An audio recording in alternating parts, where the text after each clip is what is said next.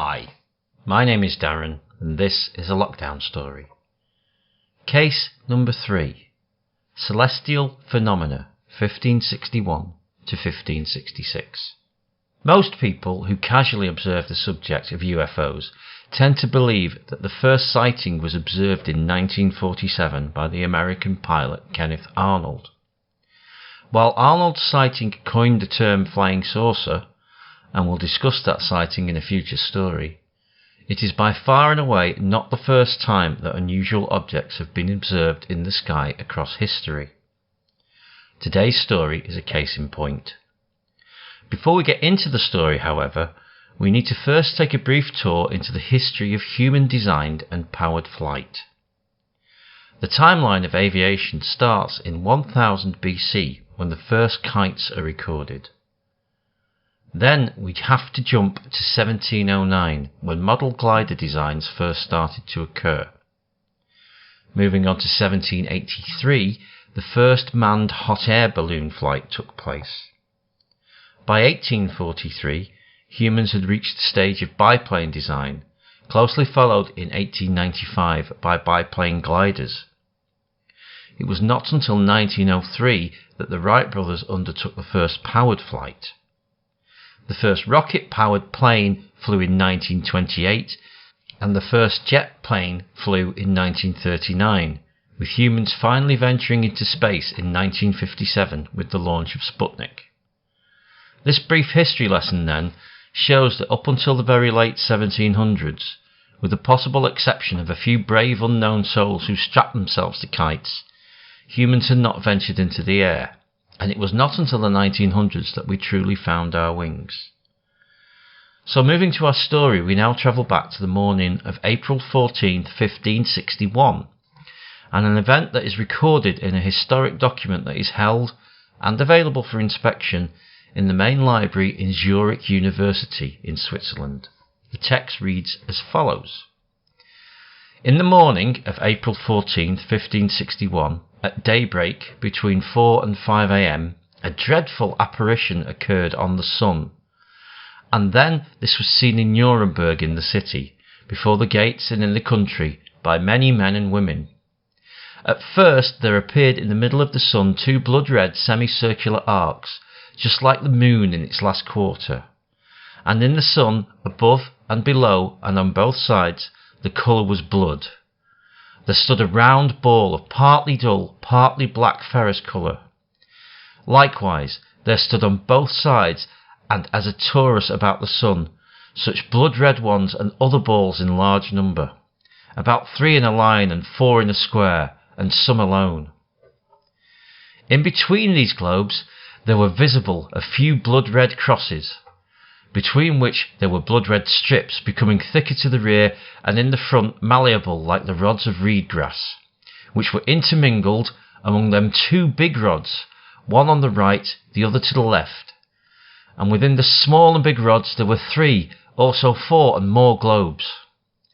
These all started to fight amongst themselves, so that the globes, which were first in the sun, flew out to the one standing on both sides. Thereafter, the globes standing outside the sun, in the small and large rods, flew into the sun. Besides, the globes flew back and forth among themselves and fought vehemently with each other for over an hour. And when the conflict in and again out of the sun was most intense, they became fatigued to such an extent that they all, as said above, fell from the sun down upon the earth, as if they all burned, and then they wasted away on the earth with immense smoke.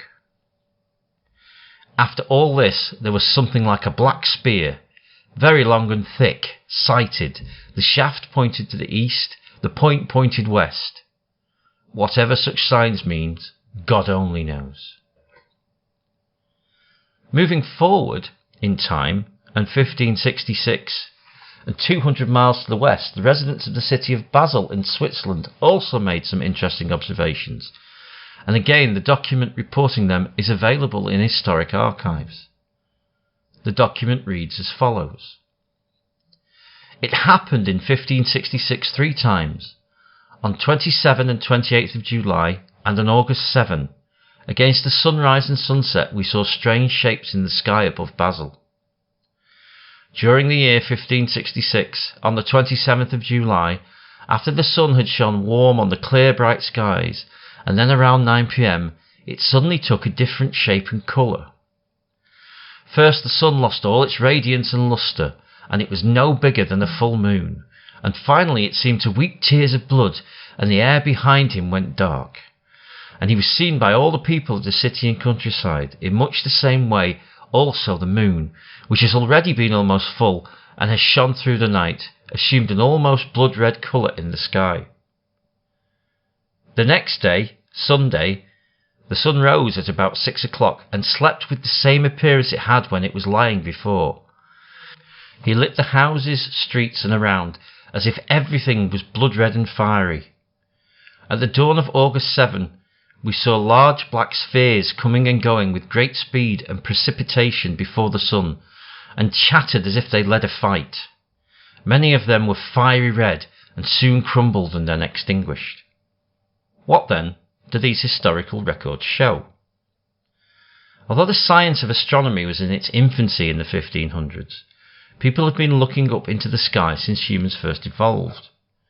It's fair to say that, without the benefits of modern science, and in an age before modern lighting dulled the skies, people in the Middle Ages may have been more familiar with the normal night sky than the majority of us are today.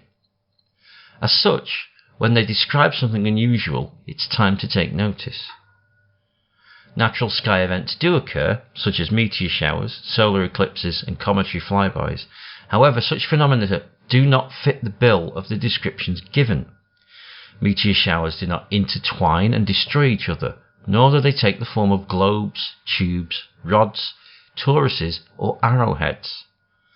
Similarly, while there is, as with any historical text, a tendency towards the grandiose, there is no point whatsoever in anyone from that time recording such information as an intentional hoax because, as previously discussed, humans did not take to the air properly until the start of the 1900s.